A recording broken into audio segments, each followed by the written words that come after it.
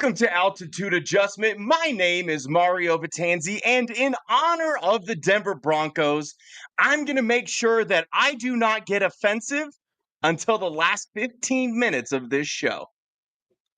I don't understand. Why do you even need to be offensive at all? Like you schedule it or something so that you have to make sure you're offensive? Like who you tripping on, man? What's your problem? Okay, and that's Mike Carmelini, and just like the Denver Broncos, he will be defensive immediately. This is Altitude Adjustment.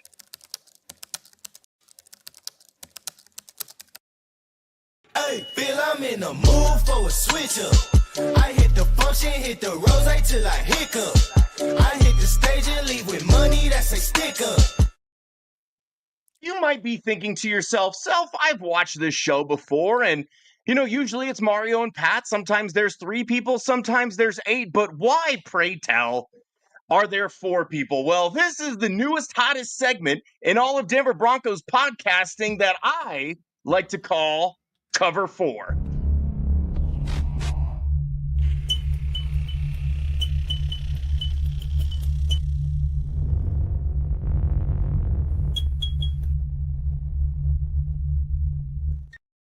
That's a long lead that in. poorly, I like it. that poorly made logo, obviously brought to you by Render Force, and the fact that I'm too cheap to pay to have their logo removed. So, Render Forest, hopefully my check is in the mail. Welcome to Altitude Adjustment. This is the second ever installment of Cover 4, where I bring in 3 of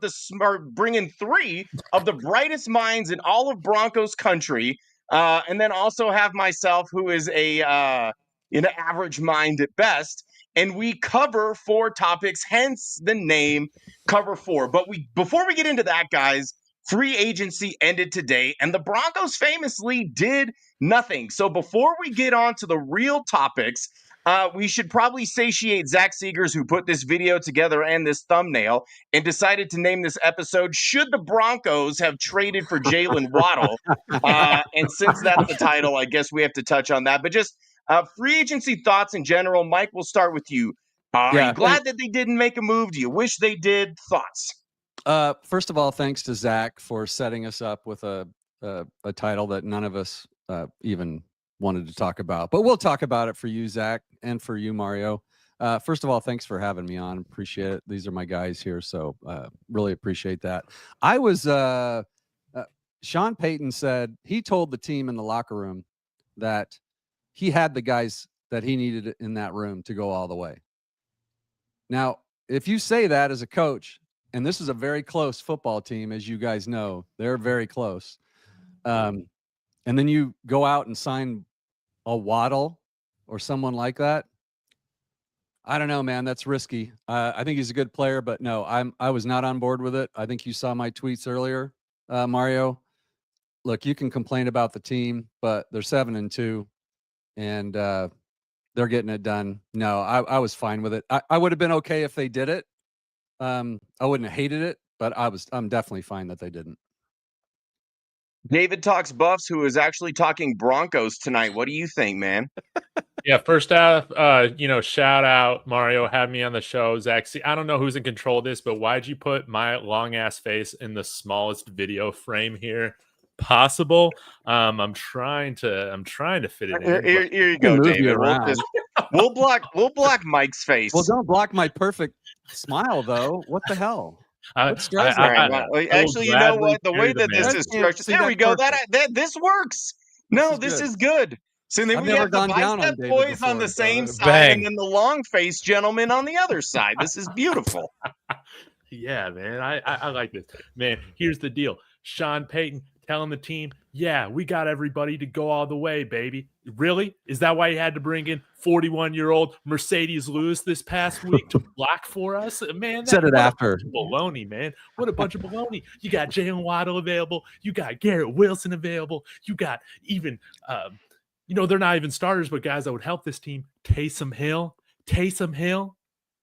We couldn't go out and throw a 7th-round pick for freaking Taysom Hill, having Mercedes Lewis on the practice squad right now. Are you kidding me? So yeah, am I crashing out a little bit? I am. We should have made a move, man. Screw them picks. Screw them picks. We're far removed from Russell Wilson. Stop living in hell, baby, man. Now's the time to go win, and we failed. We failed to do it. The only thing I'll give the Broncos credit for is not trading anybody away. You didn't want to bring in Jalen Waddle and then say, screw you, Troy Franklin or Marvin Mims, trade one of them away in return. You didn't want to do that. So you didn't break out the vibes. The only guy that maybe you could have moved on from for maybe Demario Davis, how about that? Alex Singleton. But again, I guess he means more to the chemistry of the locker room than he does with the play on the field. So I feel attacked. We have 1 for and 1 against. Go ahead and break the tie. Did the Broncos do the right thing by doing nothing? You're going to really hate me after this one because I am very much indifferent on whether or not they made the move.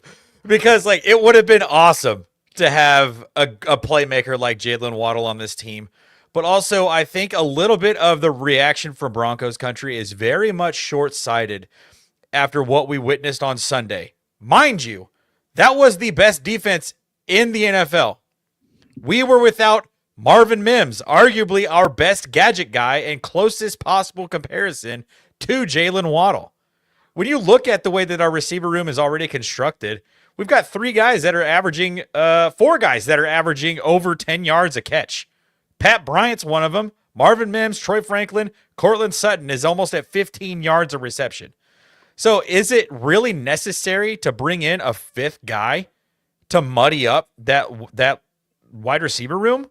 I don't think so, but if it were to happen, I would have been all in on it as well. So, I'm the most indifferent person possible, I think, when it comes to this. Now, Garrett Wilson, on the other hand, my Buckeye fandom really got the best of me when that name started popping up. I was like, whoa, J.K. Dobbins already brought this offense back to where we needed to be. What happens if we add another Buckeyes offensive player to this roster? What could happen? By the way, number 1 in the first college football playoff ranking of the 2025 season. Shout out Bucks. Let's go, baby. I was just going to say, I'm pretty sure Strez is indifferent because he roots for the Ohio State Buckeyes, who will undoubtedly win a 2nd straight national championship, and that will take place before the Super Bowl. And so Strez is checked out from the Broncos side. So glad you're on this Broncos podcast, Strez. Shout out to you. I've been honest and open about this. The last time Ohio State won the first ever college football playoff in 2014, what happened the following NFL season? The Denver Broncos won Super Bowl 50. Where was that Super Bowl taking place? Santa Clara.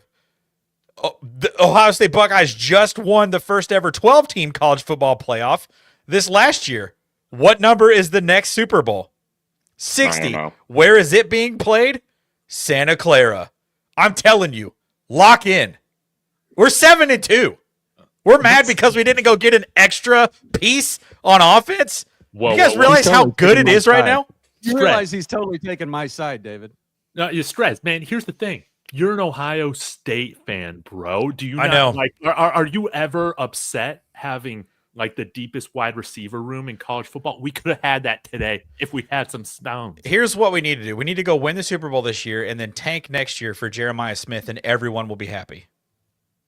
Wait. Except us.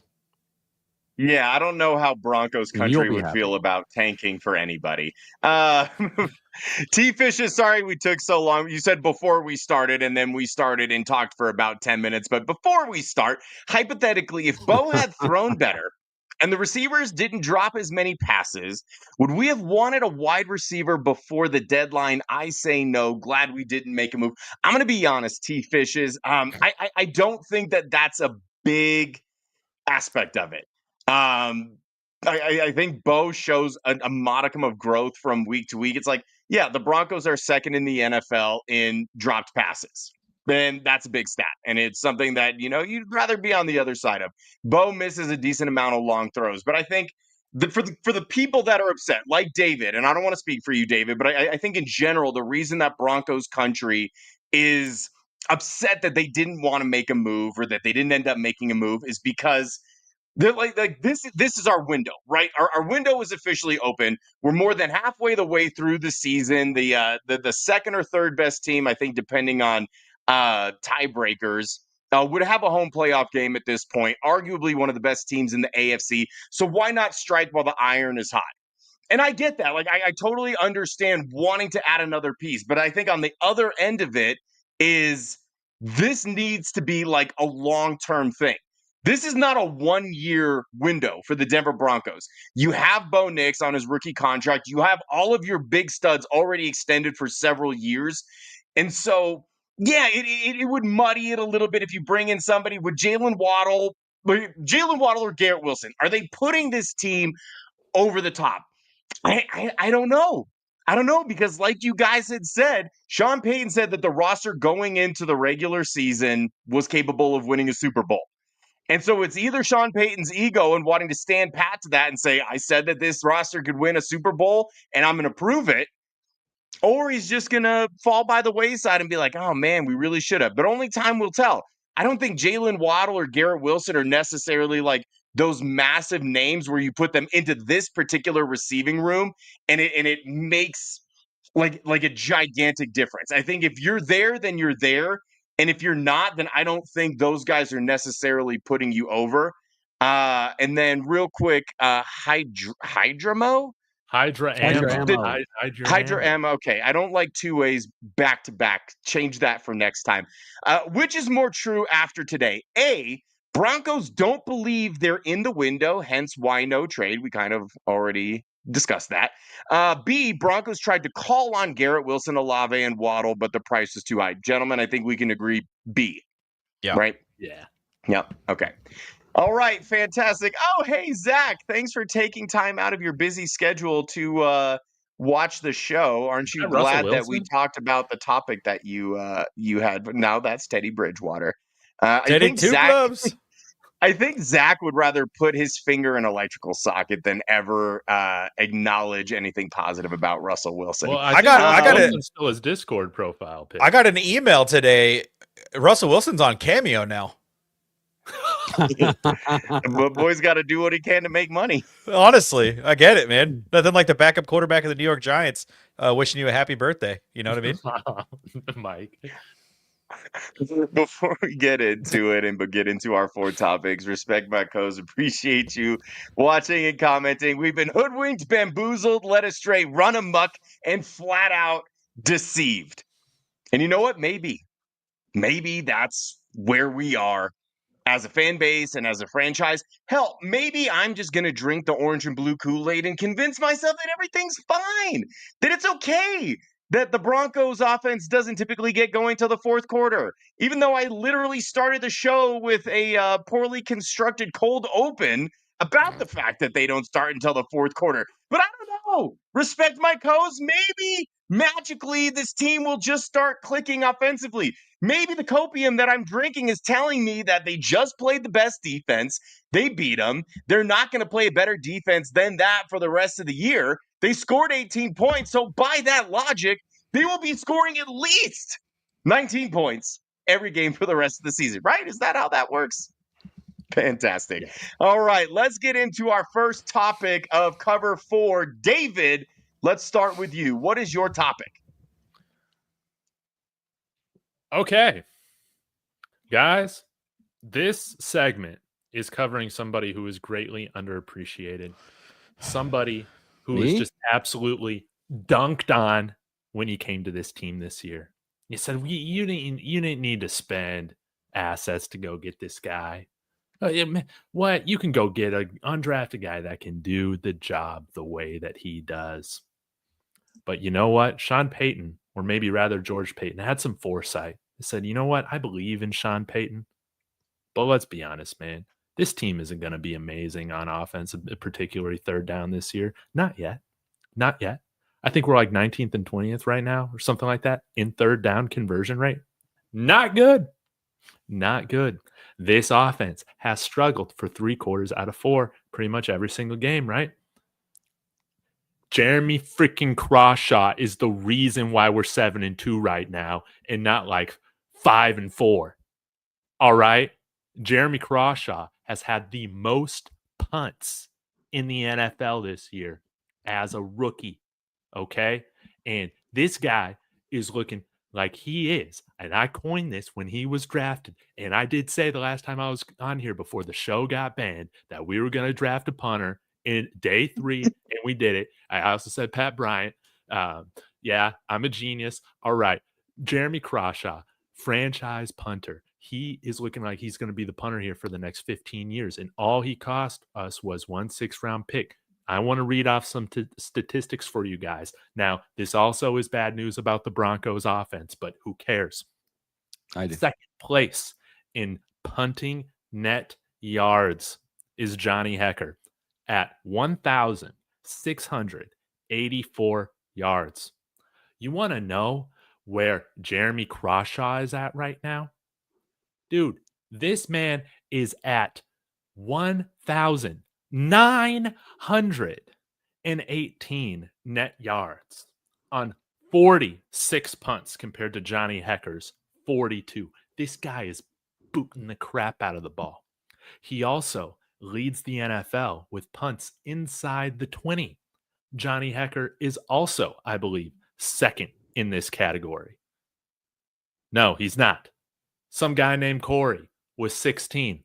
Jeremy Crawshaw has 20 punts within the 20-yard line. And the big momentum shift of this past game was not the Broncos doing something on offense. No, it was when they got the ball in like their own 10-yard line or something like that, go 3 and out. It's like 4th and inches. I want us to go. And you know what Sean Payton says? No, put Crawshaw out there. And Crawshaw boots a 67-yard punt to pin it within the 15-yard line. Within the 15-yard line. And the broadcast lost their mind. They lost their mind. They're like, oh my God, what a boot. What a boot. It took away all the momentum the Texans could have gained from that 3 and out. And then we started scoring, baby. He also had a 73-yard punt. That went for a touchback. That's okay. Kick more touchbacks if it means this god-awful coverage unit doesn't have to do their job under Darren Rizzi. Jeremy Crawshaw has saved what's been left of the Broncos special teams this year under Darren Rizzi. He is every single time worth that 6th-round pick. Put some respect on his name, already being one of the best punters in the NFL. And I wouldn't be surprised if he's an all-pro here within his rookie contract.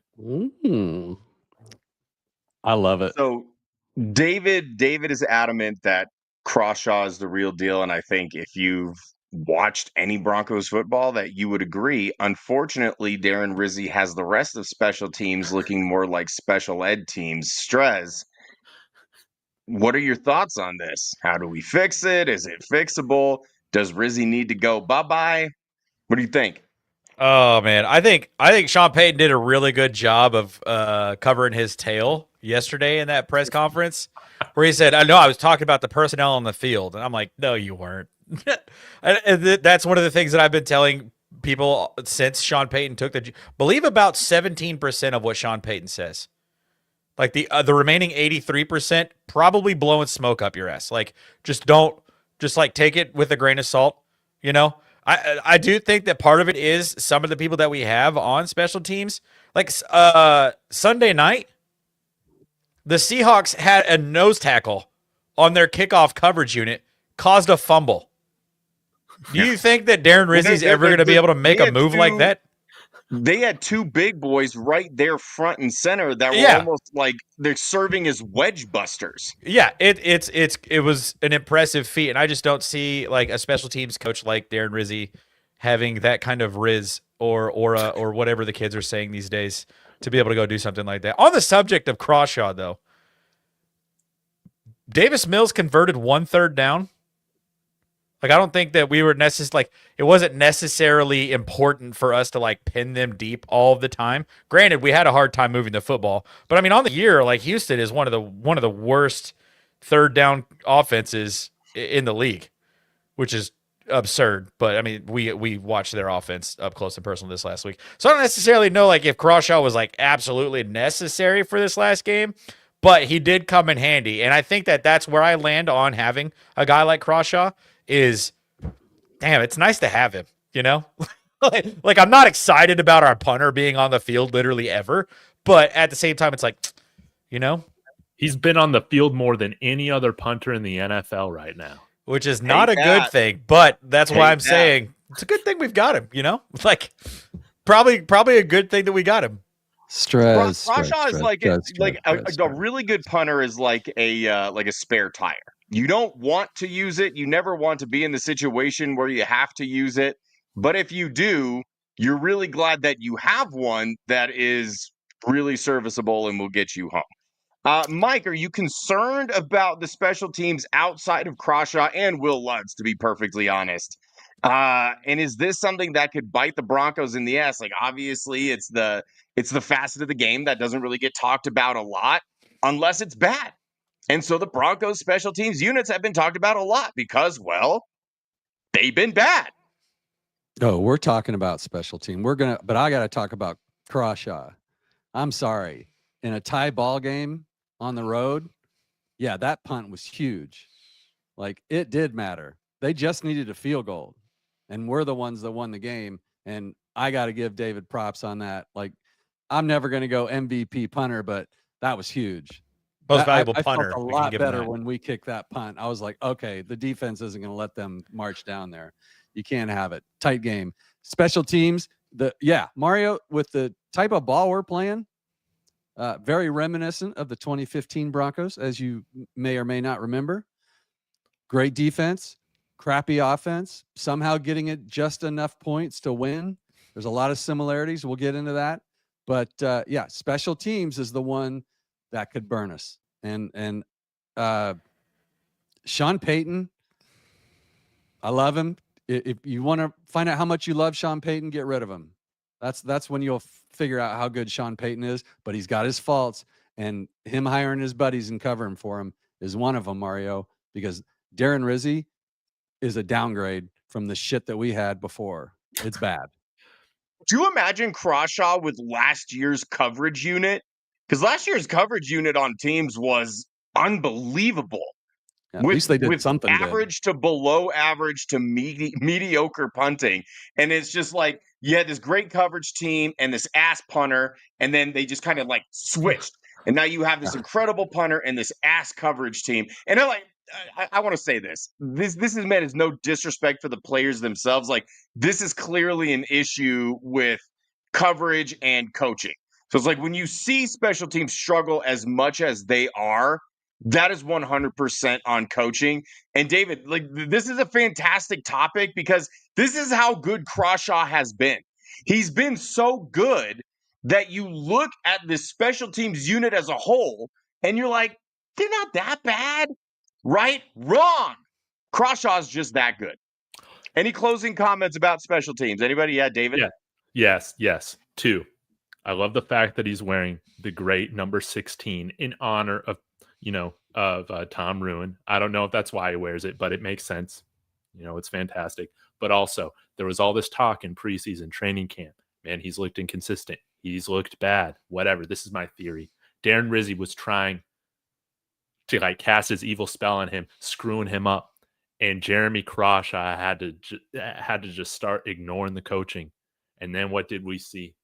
We saw him become the best punter in the NFL. That's just my theory right now. With how the rest of special teams has looked right now, doing what Darren Rizzi, I guess, somewhat teaching them or not, he has done great overcoming whatever is in that room right now, and you can give him this win to the Texans and this win and the win against the Jets. So how about we start talking not about QB wins, punter wins?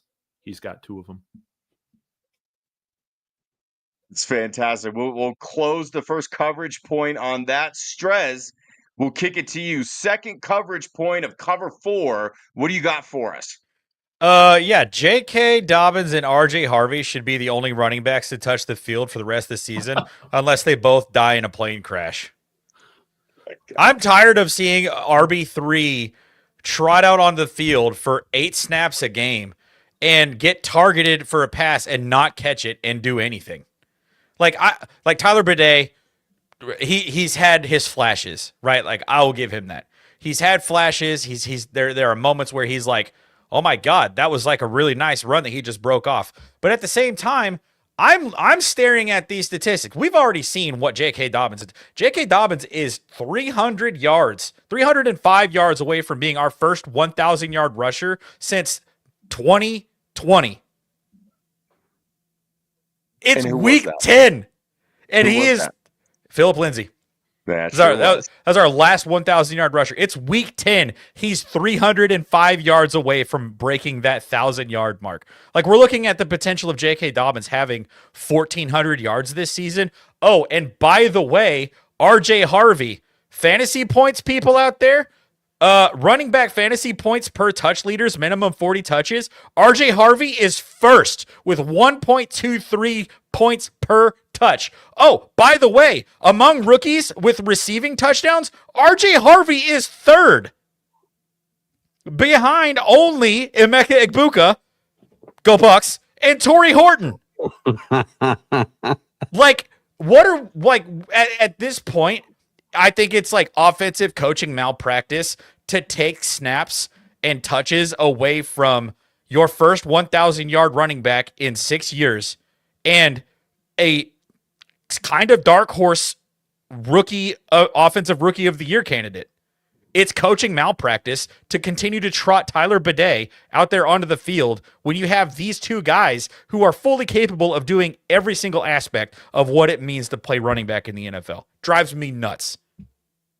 Fair points. Mike, what do you think? Man, he's right on the head. I'm the old guy here. So who was Terrell Davis's main backup running back all those years where he was setting Derek all those Lavelle. records?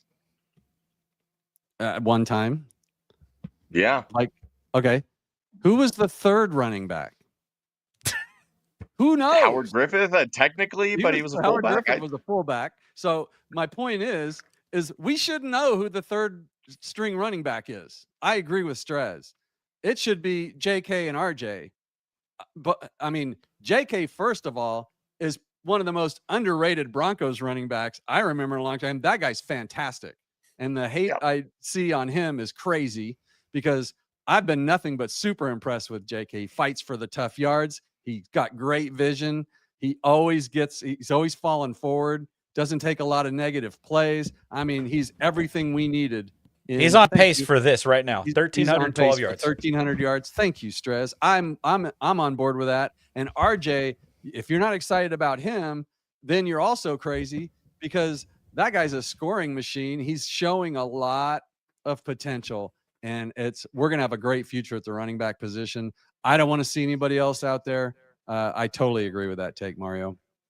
Trez got so mad he left.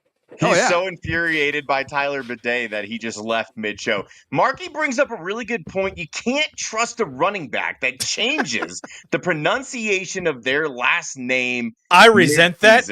I resent that wholeheartedly as the former college running back on the panel my nickname is a misnomer. That's not how you actually pronounce my last name, but you could trust me. I swear. I had one drop in college and 3 fumbles my entire college career. You could trust guys like that, but the problem is I wasn't running behind a J.K. Dobbins and an R.J. Harvey. That's the only difference. Well, not only did he change his name, but he changed it to a device that cleans your butthole. So that's 2 strikes. Also, fair. David, what do you think? I'm disappointed in this panel right now. Put some respect on Tyler Bidet's name. What the hell are we doing? We sound like a bunch of casuals. Why? Can he punt or something? Nah, man. Here's the deal. Strez, you make a compelling case. And with that kind of case, you would have thought we would have traded some draft picks for Jalen Waddle today, but we didn't do it. But here's the thing about Tyler Bidet is that we got RJ and JK. JK, still one of the most injury-prone running backs in the NFL based on his history. Oh, here we go. Yeah, I know. Oh, man, I know. So, let's just manage this thing a little bit. What is going on with what is your camera doing? What kind of AI shit was that? My cameraman too was falling asleep over there. Pay attention, Chewy. Sorry about that, guys. Go ahead. All right, here's the deal, man. He's getting like 13 snaps a game, and I ain't gonna freak out about this, but he has been fantastic in his role. Now, aside from maybe Tennessee, I think he didn't have a great game, or maybe it was like week 2 against the Colts, and then this past week he had some drops, didn't do great. But Tyler Bidet has 10 catches You know how many of them have gone for first downs? 6. 8. Oh. Yeah. Or maybe it's 8. I'll double check. Yeah. No, Mario's just around a guessing. number Don't worry out about there. Mario. He's just guessing. I got 6 right here. Tyler Bidet has been fantastic in his role with, we're going to get you the ball once or twice a game, and we just need you to make a big play. And they've been big-time plays for us. This man right now, this is just the yak that he's averaging per reception. The yards after the catch, 11.6. You did go to the gym today. Yeah. How about that? 11.6 yards of yak after the catch. I like Bidet in his role. I don't need him playing more. The 5% or the 10% of snaps that he's on the field is perfect. Can RJ Harvey or J.K. Dobbins not do that? No, because you want to keep them healthy. That's why you have a 2-back system already. Dude, we're talking about J.K. Dobbins, man. Yeah, he's not getting injured. Don't even say What it do you think, Mike? Any closing thoughts on this? I mean, I already said my piece. I mean, I like Bidet too. I do. I mean, I think he's great on special teams. He has made some plays, but I'm siding with Strez. Like RJ and JK are better. I don't care about injuries. I care about playoffs. I care about winning games. And until one of those guys isn't performing and needs to come out for the game, then make him the number 2, and then we can talk about it. But he's the number 3 back. Let the guys. You got to get in a rhythm. I mean, Strez, back me up on this. When you're out there, you got to get hit. You got to get your legs under you. You got to get your adrenaline going. All that stuff before you really start to feel yourself. And sometimes I do agree with the talking heads about, maybe we're over-rotating our running backs. These guys never look like they want to go out of the game, and there's a reason for that. Strez, back me up on that, please. No, I mean, absolutely. I mean, every time JK breaks off a long one, he's doing that, vintage Ohio State feed me, right? Oh, Made Ohio famous State, by Zeke Elliott. Okay, but whatever. Made famous by Ezekiel Elliott he does it. And running backs, they start to feel themselves. I mean, we haven't really had a chance to see RJ Harvey kind of develop that in the run game, but we have seen RJ get that going in the pass game. I mean, he just had 3 touchdowns last week and then had another one this most recent game against one of the best defense in the league. I'm just like, I don't know why we keep just like throwing a third person in there for like whatever reason when RJ and JK can both pass block, catch the ball out of the backfield, and run the football. It drives me nuts. I have a theory, and I'm going to run it by you guys before we go to the third coverage point. Do we think that maybe this isn't that much of a pertinent problem if Sean Payton actually dedicated parts of the game plan to like sticking with the run? I mean, this has been a consistent gripe ever since Sean Payton took over, right? And the last 2 seasons, you had Javonte Williams was a shell of himself. You had Jaleel McLaughlin, who was a nice story, but he's been inactive pretty much every week. So it's like, yeah, I get it. The last couple of seasons, it was difficult to stick with the running game. Even though everybody on Twitter, everybody in Broncos country was begging and pleading, Sean Payton, just run the damn ball. Now this year, there's a valid reason that he can and should stick with the run, and it's because they're running the ball extremely well.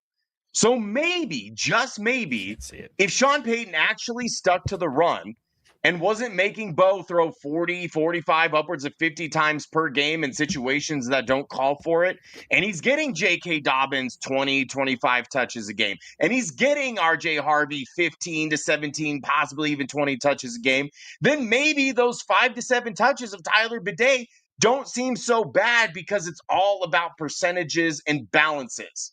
So maybe, just maybe, if Sean Payton listens to himself, mind you, I think we all remember when he wrote "run the ball" on the back of his play sheet and still didn't do it. He needs to write it on the front of his play sheet next week. On the front of the sheet. He needs to write it on Vance Joseph's forehead, so every time he looks over at him, he's like, "Oh, yeah." Let me ask you guys a question, and people in the chat can play along with me. 3rd and long, number 28's in the backfield. What's going to happen? He's gonna pass it to him in the flat. It's gonna be a screen. Yeah, it's gonna be a called screenplay. Like it works the first half of the season, and then now I'm sitting on my couch yelling, "That was the most obvious screen pass I've ever seen coming." And obviously, defensive coordinator is gonna pick up on that too. And unless Sean puts in some sort of pump fake deep ball, and Bo somehow magically hits one this year, I don't think that it's going to do anything for the offense. It just, I don't know. It drives me nuts. The way you're talking is like Bidet hasn't, earned the right. I think he has. He's. I'm not saying he's not, but the problem is both of those guys. I'm not saying he hasn't earned it, but the problem is we don't need 3 of them. Again, part of the problem. I don't even know who's James Cook's backup. Who's James Cook's backup? Ty Johnson and the kid who's the rookie last year. My God, he's obviously not from Ohio State. Who's the third string running back in Baltimore? Who's the third string running back in Philadelphia? Right, we're talking about really. Pete Mitchell's actually a dog. I don't disagree with that, and in times when they've needed him to come in, he's been good to do that. And I think when J.K. does get hurt, if he does, that's when we see a bit bigger helping of Tyler Bidet. Yeah. Here's what we have to say about screens. And again, it's a perspective thing, right? So you're thinking that Bidet shouldn't touch the field. He's touching the ball too much. We're also talking about screens. The Broncos have run more screens than any team. They have more receptions via screens than any other team, and they have more yards via the screen than any other team. So we want to bitch and moan about the screen because I think maybe like half the time or maybe a little bit more than half the time, it feels like the screen doesn't work. But it's just one of those things, like the screen is almost an extension of the run game. So getting mad about screens in some instances is like getting mad about ISO or power, really just running the ball up the middle. It's like you get 2 yards on a run up the middle, you're like, oh, okay, we got something. You get 2 yards on a screen, you're like, what the fuck was that? That was the worst play that I've ever seen. But they're accomplishing the same thing. And as long as we're talking about like Broncos teams from the past, when Peyton Manning first got here, they didn't really have much of a run game. Their run game was actually the screen game. If we can go back to 2012 or 2013, 2014, 2015 even, during the time that he was there. Now, when Noshawn Moreno started establishing himself a little bit, that changed, even though that was also a part of his game. And then with C.J. Anderson and Ronnie Hillman, it changed a little bit more. But early on in those Peyton Manning days, there weren't as many complaints about the screens. Why? Because, yeah, you're right. They had Demaryius Thomas who could pop it from anywhere. They don't have that guy. But they do have guys that can get between 2 and 8 yards consistently. And I think the reason that these screens stand out is because, A, we're flooded with it. We're seeing it so much. So the times that it doesn't work, percentage-wise, is a lot. So we feel like the screens never work, when in reality, it's about half the time that they work as well as they need to. Yeah, screens were great 10 years ago, guys. I get that. But you know what? They work more often than not with Tyler Bidet. Yeah, I'm surprised Mike wasn't like, well, without screens, how do I keep the bugs? Let me tell you something about screens, you little bastard. This isn't about Tyler Bidet, David, by the way. It's not. I feel like this is absolutely about Tyler Bidet. It's about overutilization of your third running back. It's an RB3 problem, not a Tyler Bidet problem for me. It's not. I like Bidet. If one of those guys is out and Bidet plays the whole game, I said this at the beginning of the season. I still feel confident in Bidet. I really like him. So it's just it's just using 3 backs that bothers me. It has nothing to do with Bidet, really.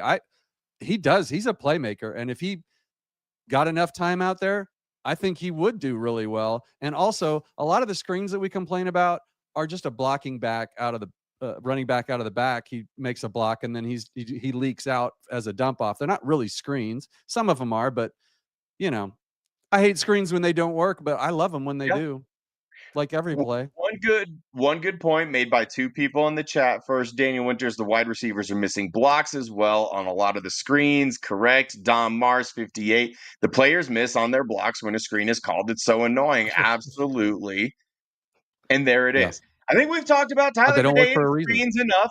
Segues are weird, so we are just going to transition right into Mike Carmelini's coverage point. Thanks, Mario. Thanks for being offensive before 15 minutes left in the show. I kind of knew you'd do that.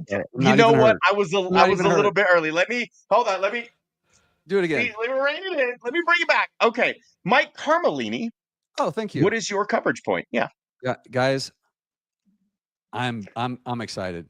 I don't like the way we're winning some of these games, but man, talk about 2015 and 2025, 10 years separating two Broncos teams that are eerily similar.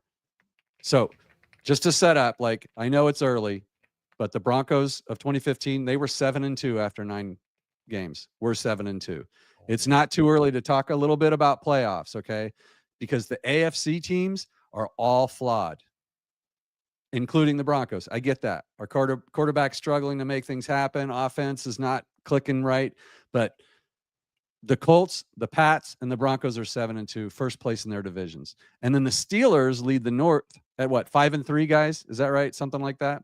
And the Steelers beat, like, I think they beat the Colts and the Pats. So it's all convoluted at the top. It's not too soon to start talking playoffs, guys. This team can, if they just stick to winning one game at a time, this seems very much like a team that can find a way to win games, which is very different than it used to be. I saw a stat earlier in the week. I don't know if it was Romy or somebody, but it was like, last year we were 1-6 in one-score games, and this year we're 5-2. Those 2 losses, by the way, the one to Indy was bullshit, as we all know. That wasn't Tillman that was called on the leverage play. Come on. Now San Diego, last-second field goal, fine, they beat us. I'll give them that, but not much, because they've got big problems, as you know. I don't ever talk about injuries, so I won't, but they got problems. A massive problem. Yeah, maybe the biggest one. And so the Colts are vulnerable. I mean, I hate to say it, but the Pats, they've been beaten up on really weak teams, right? So I like May. I'm a big Drake May fan, but he's getting the crap beat out of him. I don't see that as sustainable. The Steelers are, I don't believe in them. The Chiefs are 5-4, guys. Is it too early to start doing some math here? Because in 2015, they went 12-4. There's never a good time to do math. Math is for nerds. Math. I'm a nerd. So I got a Star Wars shirt on. I got my Star Wars tattoo. So suck it, Mr. Offensive. I'm doing math. I like math. This team can certainly be considered an AFC favorite, and they should be. I don't care about Waddle, and I don't care if they use Beatty, and I love Crawshaw. But this team, it's time to start looking at playoffs and getting excited about it. All right, Strez, look into your crystal ball, man. Let's fast forward to the playoffs. Where are the Broncos come playoff time? I originally, David, what did I pick them? The 2 seed? That's right. We originally, the Blucifer boys, like ourselves, like we predicted them to go 14-3, I think, and be the 13-4, be the 2 seed in the AFC. But right now, the way that it's kind of looking right now, we have 7 wins after 9 weeks.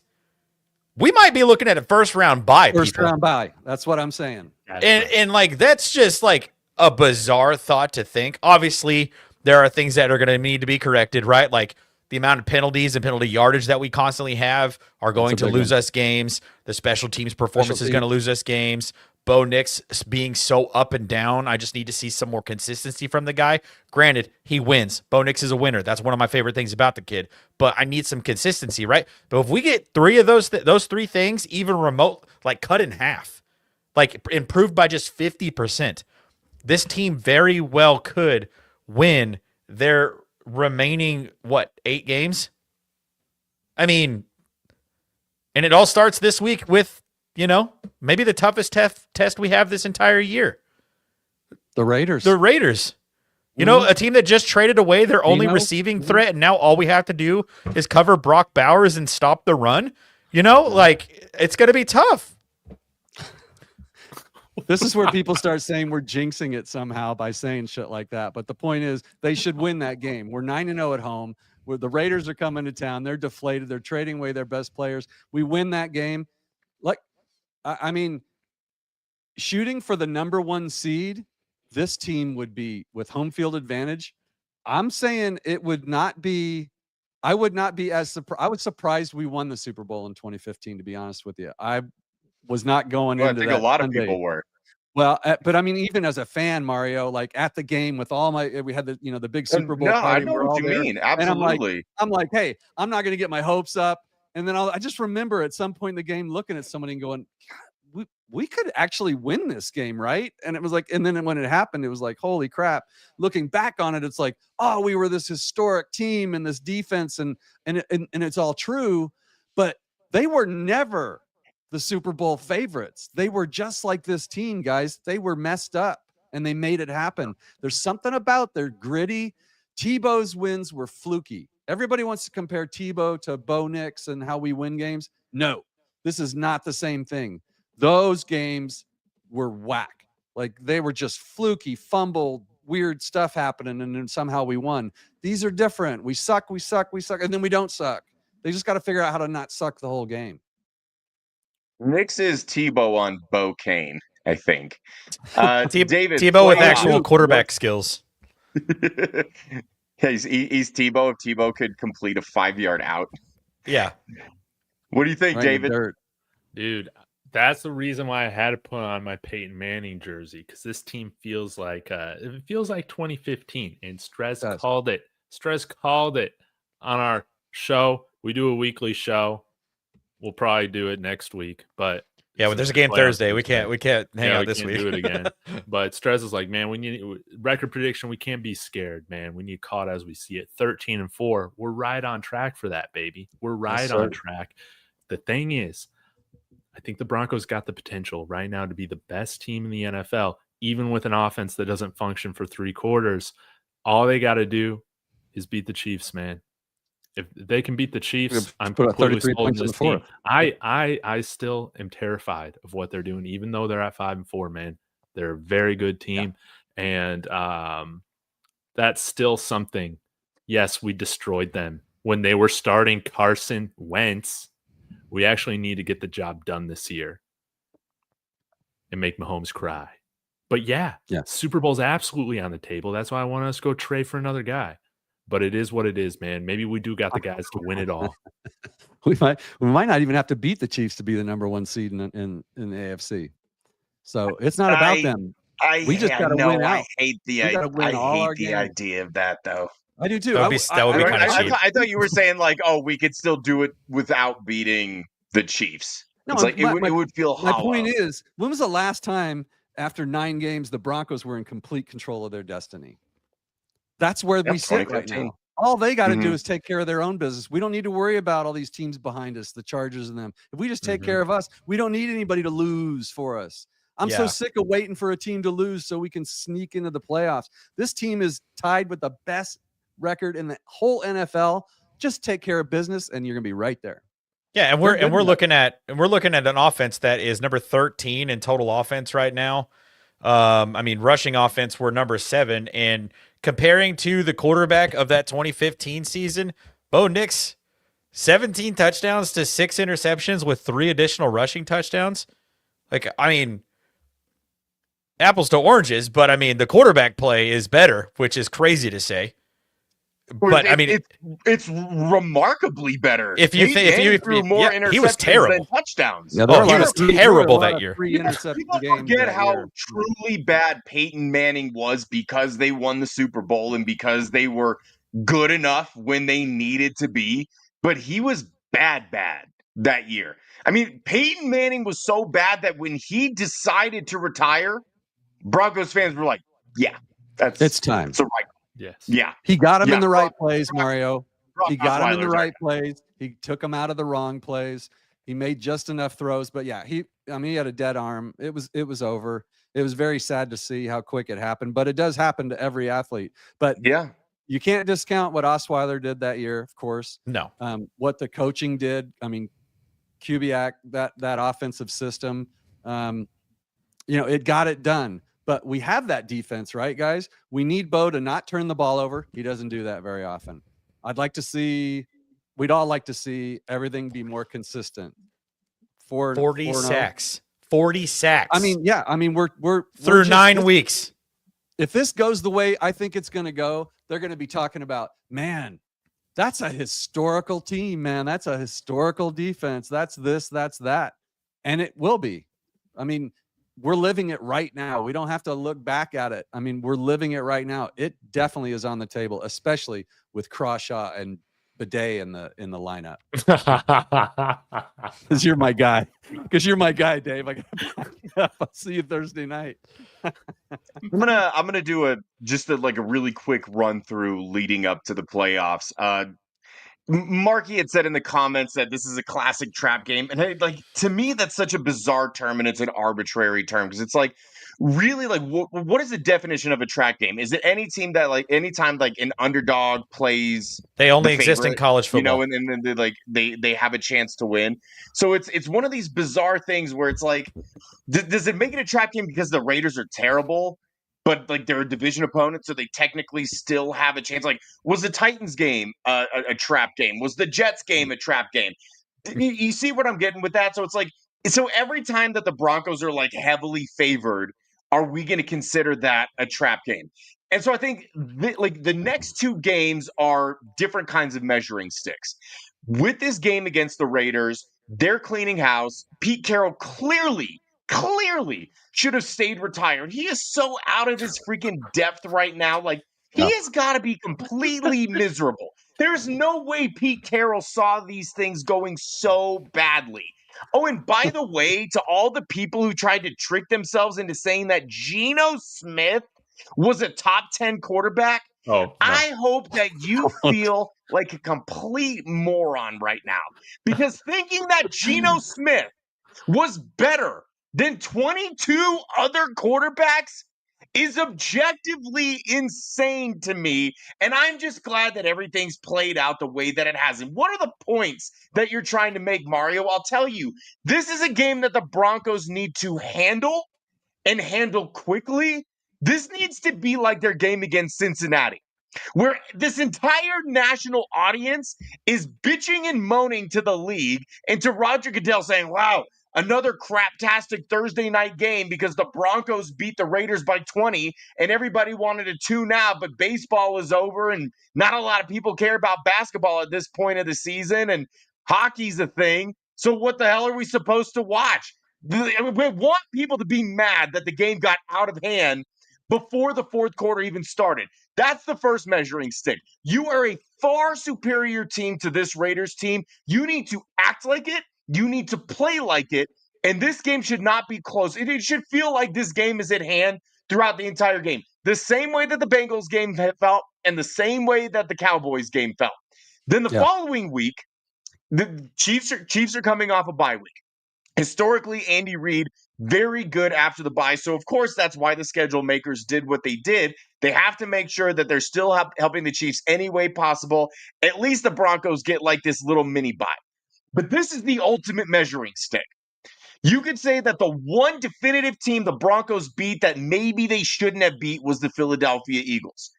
I think realistically, you look at every other one of their wins and you're like, yeah, they should have won that game. That game that they won, yeah, they should have won that game. So far, the Eagles are the only team where I was like, that's genuinely impressive because I did not see them winning that game. And I think the majority of Broncos fans in Broncos country did not see them winning that game. This is the Kansas City mother effing Chiefs. This is the stupid ass ref-laden team that has been coddled to 3 Super Bowls in the last 9 years. This is the evil empire. You have to show up and show out against this team, and you have to make a freaking statement. You don't have to win by 20.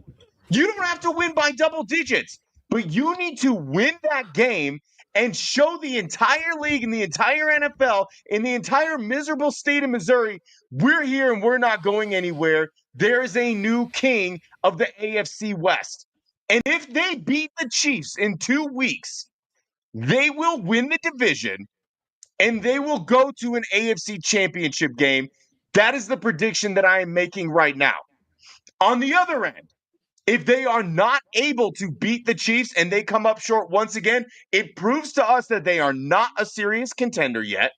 that they should have done something at the trade deadline, and that maybe they are still a year away. Because if the Chiefs beat the Broncos in that game, the Chiefs are winning the division. I guarantee it. But if the Broncos are able to win that game, they go to 9-2, they very well could finish with 13 or 14 wins realistically. After that, aside from Kansas City at Kansas City, none of those games bother me. No, at none Washington. Of those games worry me. And ideally, week 18 against the Chargers, maybe that's a Jarrett Stidham game. Yeah. That would be best case scenario. Well, I was going to applaud you until you finished up with that bullshit, Mario. No, we have to get Bo to 4,000 yards. Yeah.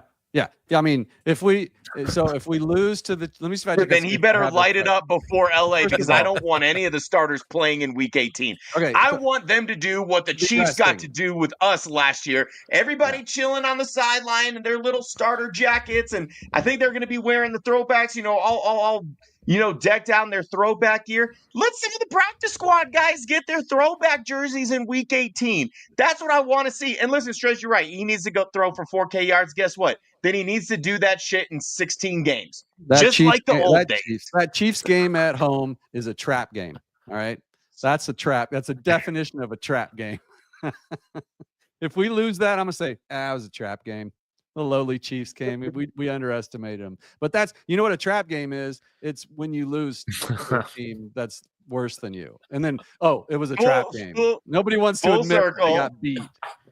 Week 18 is the A.T. Perry.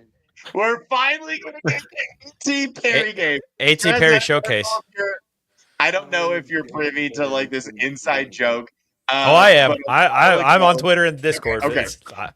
Okay, well, great. And I've made a deal. And Marky, I'll go a step further, since this A.T. Perry thing is just taken on a life of his own. If A.T. Perry is active in week 18, you're gonna get an A.T. Perry buy tattoo. an A.T. Perry jersey, and I will do a giveaway live on the last regular season altitude adjustment show of the season. At any point. At any point, not just week 18. If A.T. Perry is active at all, right? I don't even know what number he is. On Kalshi, I need to put a bet on. I probably can't bet on Kalshi for an A.T. Perry touchdown this year. Just anytime. Oh my god! An anytime touchdown for the rest of the year, for the entire season. The payout would be insane. That would be like plus 10,000. You can get any sort of odds like that. It's just they're a little bit worse odds than like Mercedes Lewis scoring a touchdown. The fourth and final coverage point that I want to get to, and this one is mine, and I open the show with reference to this. We've been talking about why the Broncos are serious contenders and why they've proven that they are sitting where they are throughout the course of this show. I'm having a really hard time being completely all in on this because of the nature of this offense. And I get it. 2015 offense, very similar. The defense was unbelievable. They carried them. That was 10 years ago. Different teams, different league, different way that the NFL runs. You have to be able to score points. The way that the rules lend themselves in today's NFL is because people want to see points. So you see the defenses consistently put at a disadvantage in ways that we didn't see 10 years ago. I have got to see, and I know we joke about it, and again, that was my cold open, was making a joke about how the Broncos don't get offensive until the fourth quarter. I have to see something change. And we saw a glimpse of it against the Cowboys, and I'm like, that right there. If they can play that type of game, and I understand that the level of opponent and how their defense is, I just need to see them put it together, because I don't think that you win these last second games against a team like the Kansas City Chiefs, not with the way that the officials are going to help them. That's why you need to handle your business. The Buffalo Bills took the officials out of the equation because they handled the Chiefs pretty much from pillar to post. The game wasn't as close as the score. That's what the Denver Broncos need to do. You start off by doing that against the Raiders. You play a complete 4 freaking quarters and prove that you can actually do that. You carry that momentum over onto the Chiefs because that is the only way you're beating the Kansas City Chiefs. You play a complete game through 4 quarters. Your offense is not inept for 3/4 of the game. And then you will prove to me and to everybody out there that finally the Denver Broncos are legit. So, David, we'll start with you. Does the fact that they are consistently basically like lying in wait until the 4th quarter, does it raise any red flags for you? Or are you just like, keep this rig rolling? If it's not broken, don't fix it? Yeah, we're tied for the longest win streak in the NFL, man. It does annoy me, but I think we have won games in uglier fashion and ended up winning Super Bowls that way. Like, again, I still feel like this offense operation right now looks better than what we had in 2015. It's not ideal, but I think we can still get by with an imperfect offense this year. Strez? Yeah, I'm right there with David. I mean, I do think the team has shown the growth, that we haven't had over the last, several years. I mean, we were what were we last year? 1-score games, 1-6. We're 4-2 this year in 1-score games. And those 2 losses are by a combined total of 4 points. So it's not like our offense isn't able to score points, right? Like, we've seen how inept this offense could look, right? I mean, those the Russell Wilson years with Nathaniel Hackett, oh my God, that was the worst I've ever seen of an offense, right? So we've seen it bad. I don't think that we're close to looking like that, but I do think that you're right. But again, a little short-sighted. Because I think Ohio State, in their current, the way they're currently constructed, they could join the NFL and their offense would look better than the Russell Wilson Nathaniel. Without a doubt. Without a doubt. Just throw it to 4. Okay, I'm sorry for doing that, everybody. If Ohio State is mentioned again, we're ending the show. He's going to get an Ohio State jersey with A.T. Perry on the back of it. No, but I think a little short-sighted. Again, the Houston Texans defense is spectacular. They're so fast at every single level. They make life difficult for a quarterback. They make life difficult for running backs. We're not going to be playing. Bo Nix said this today after practice to the press. He said, we're not going to be playing the Houston Texans again for the rest of the season, right? So, like, we're not worried about that defense. We're not going to need to be worried about, having to play against, the top-ranked defense the rest of the season. And it's going to be a great opportunity this week to go in and have a get-right game against a bottom third defense in the Raiders. The offense is going to have a chance to work some of those kinks out, especially coming like you guys know, when you're running with weights on your ankles and then you take those weights off and you feel light as a feather. That's what this is going to be like. We were running with weights on our ankles playing against the Houston Texans this last Sunday, and we're going into Thursday night playing against the freaking Raiders. So the offense is like taking the weights off their ankles, and they're going to be feeling light as a feather. Like, it's just like I don't think that we need to be too worried about I mean, if they still look like this week 15, week 16, we might need to have a conversation. But we're going into week 10. I'm not that concerned about the way that the offense has looked because, I mean, Bo Nix by himself has accounted for 20 touchdowns. So that's insane. Granted, a lot of those have happened in the 4th quarter. I will say that, but still. Exactly. Mike? Yeah, I'm right in between these two guys with this take maybe a little bit, but I do worry. I worry about Bo a little bit. When he's off, he's off. So we can call it the offense, or we can call it Bo Nix. So I think the offense, from what I've seen, would probably work a lot better if Bo was playing better in those games. He's missing a lot of receivers. Guys are getting open. He's not seeing them sometimes. And then there's a switch that goes off. He's a winner. So I'm always confident that he is going to pull it out at the end of the game. Like, he's going when it needs to be done, he gets it done. And so I have the confidence and I have the worry. If I had to choose between the two, I would say confident that it's going to get better. The question is, it's the chicken before the egg thing, right? Is what Sean Payton is asking him to do for most of the game X, and then when it lights up, is he asking him to do Y? Or is it that Bo just can't get it together until he does? I don't know the answer to that. I think it's a mixture of both of those things.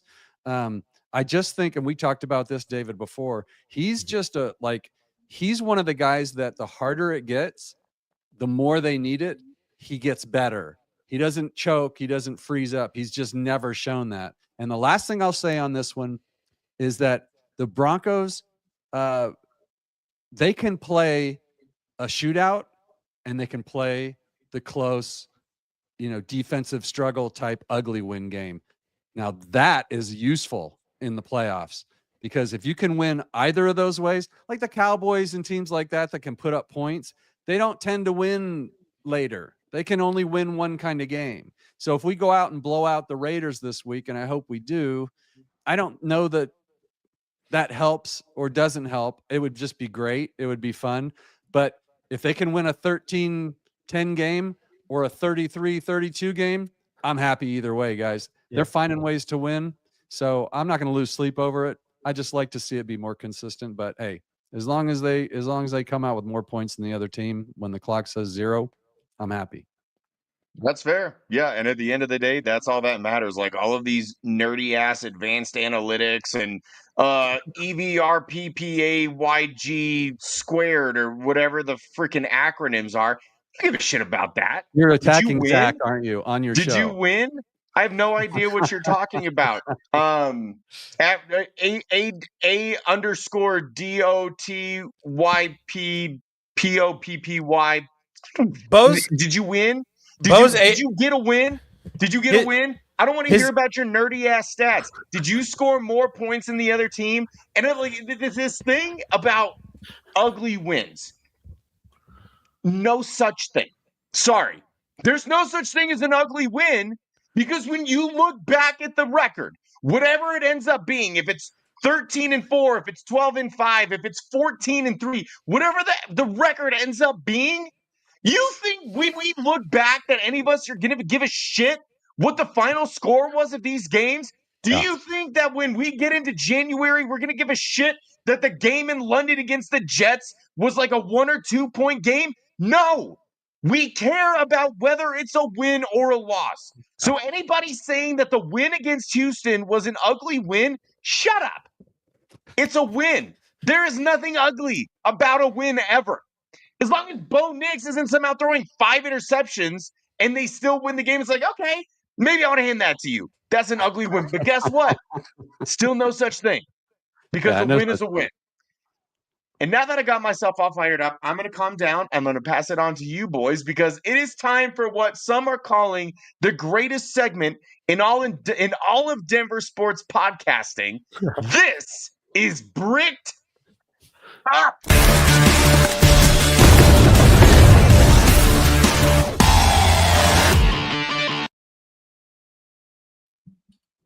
Bricked Up, where we tell you what has us bricked up. It could be about the Broncos. It could be about life. It could be about anything in general. So, David, why don't you start us off and tell us what has you bricked up? Yeah, I'm keeping it on topic with football. You know what has me bricked up? The 2024 quarterback class. But really, only one quarterback out of that class. It is Bo Nix, baby. It is Bo Nix. He was the 6th quarterback taken in this draft. But let's rewind. Let's rewind and remember what everybody was saying about all these other quarterbacks that were supposed to be better, right? Caleb Williams, can't miss guy, generational guy. Dude, this guy has serious bad habits that Ben Johnson is going to spend years coaching out of him. Years. You heard it here, okay? Now let's talk about Jaden Daniels in a body cast, okay? Disaster. Oh my God, dude. Disaster. Jaden Daniels been a disaster after winning Rookie of the Year. It was a curse. It was a curse. Skipping Drake May, that's not part of the agenda right now. We'll get to him. JJ McCarthy, are you serious, man? Are you serious, man? JJ McCarthy, awful. Yeah, Kevin O'Connell, dude, what the hell are you doing? You are praying for JJ McCarthy to be like Sam Darnold, right? That's if he hits, he's like Sam Darnold, man. What the hell are you doing? Just letting this guy walk away. For JJ McCarthy, total disaster. Okay. Then we can talk about Michael Penix, man. This guy, he's going to get a terrible, like Tua type contract with this team, man. He is so up and down. He is so inconsistent. Falcons, disaster. But here's the thing, man. It's basically down between Drake May and Bo Nix for the best quarterback in this class. All right. Here's the thing, though. Drake May, cupcake division. I'm not even completely sold on the Bills, man, this year. I got to be honest. They always get up for Kansas City. Okay. But Bo Nix has been forged through the fire of the AFC West. And that's why he is obliterating the NFC East right now this year. That's right. Bo Nix, he might not have the stats to show it. Who cares about all that nerd stuff? Bo Nix, he has it. He has it. And it's why we're going to win a Super Bowl with Bo Nix, baby. Strez, what has you bricked up? ADOT, babe. I'm just kidding. I actually don't care about this. By the way, just to reference that point for a second, Bo's ADOT on Sunday was like 11.6 yards, and it was awful. So I don't care about that number. I've never cared about the number, and I never will care about that number. What's got me bricked up is the idea of what this defense and Vance Joseph is going to do with Jahdae Barron against Brock Bowers, because this is the exact reason why we drafted a guy like him. I am very excited to see what he is going to do when he comes in this week and goes up against potentially the best tight end we've ever seen. I don't know. Brock Bowers is actually an insanely talented football player. Like, it's actually crazy. But I think Jahdae Barron is equally as talented. The dude has incredible ball skills. The dude has a nose for the football. And one of the things that David and I have talked about is every time he's on the field, like, he is near the football if he's not making the tackle. I mean, he's played limited snaps this season, and he's got 10 solo tackles. He's got 3 passes defense, 1 interception, 1 fumble recovery. Like, that's our first round rookie. Like, that's the guy that we went out and got. And this is the kind of game when we have a guy that's going to be lined up close to the line, when we have a guy like Jahdae Barron who is really designed to play nickel in this defense. What's he going to do? What's it going to look like against Brock Bowers in this game? I'm really excited about what this is about to look like this Thursday night. Man, that's such a great point, Strez. Like, it could solve that tight end problem right there. Just do it. He did against Dallas. Dare you? Yep. Yeah, Ferguson didn't have a catch. 1 target. And the Turn one Ferguson, baby. And that was a pick that he had on the target. Yeah, exactly. Mike, what has you bricked what up? your mother said last night. Oh, fantastic. Sorry. That's such a weird reference. I apologize. I'm old. No, that's fantastic. Celebrity Jeopardy, Sean Connery. Nailed it. Thank you so much. Yes. Okay. I feel like I'm with the people that I belong with right now, guys. And I don't know how it ends, but your mother's a whore. Yeah. Trebek. Yeah, that was a great skit. Sorry, Mike, you bricked up. No, so I've got several things. They stole both of them, actually. So I'm going to go with my third choice. Just get nasty with it and go with Greenlaw. This man has played 2 games. He's got like 40 snaps, 14 tackles. He's got a sack. What? He had 3 straight tackles on that goal line stand. I mean, the guy's just getting started. Oh, David, is he injury prone like JK? No! Don't even say it in my face, mister.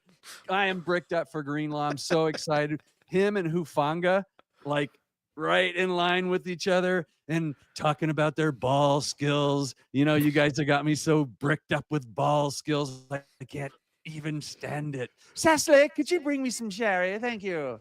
Bricked up. Thank you, Mario. Back to you. Can you talk like that? Did my British accent come out then? I didn't mean for that to happen. Greenlaw. I mean, what do you guys think, right? Like, fantastic. He was almost single-handedly responsible for that goal line stand. Like, can we talk about how he was in the right yelling at Brad Allen? It was him and Crawshaw that won the game.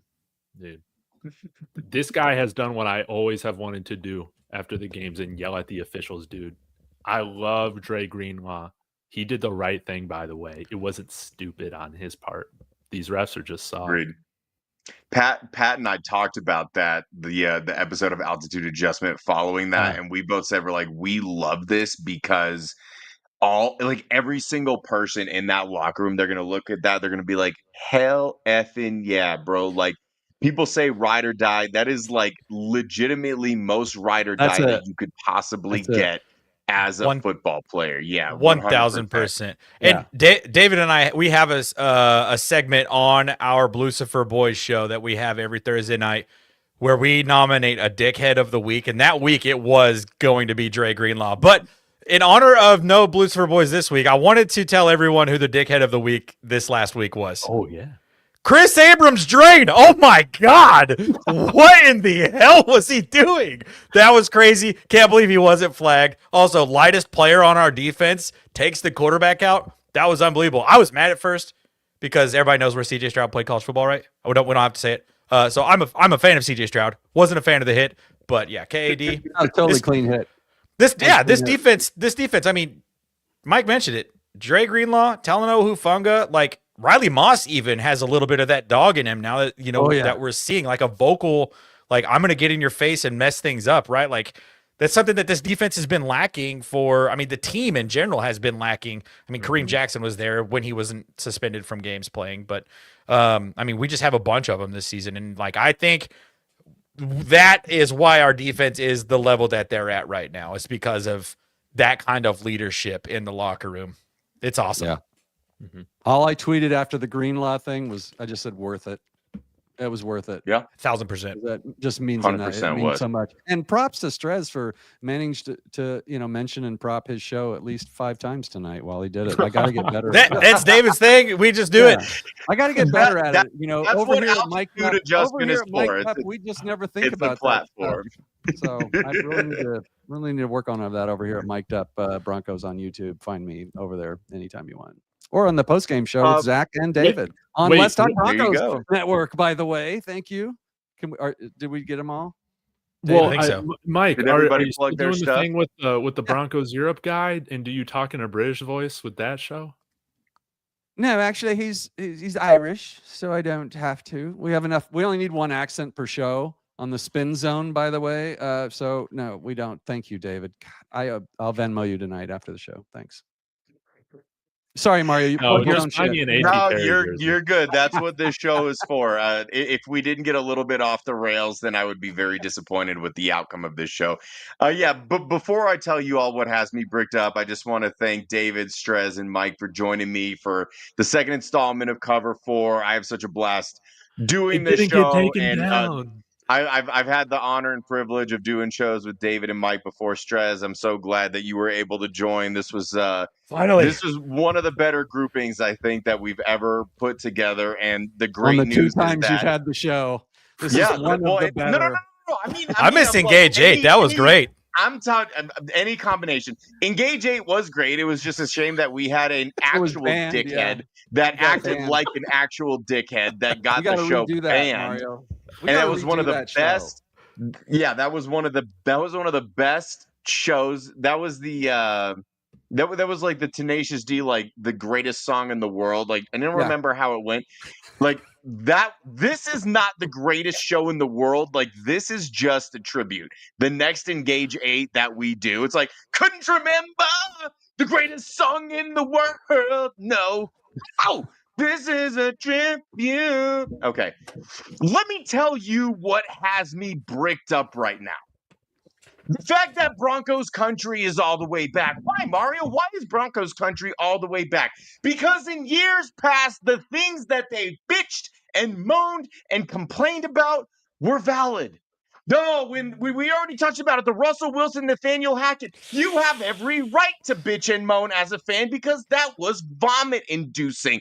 The Joe Flacco years, the Case Keenum years, rage-inducing. You have every right to complain and bitch and moan. The last year of Russell Wilson, when they went into Houston, by the way, and Russell Wilson threw 3 interceptions, one of which sealing the loss and ultimately losing the opportunity for the Broncos to go to the playoffs that year, you had every right to be pissy. So why is Broncos country all the way back?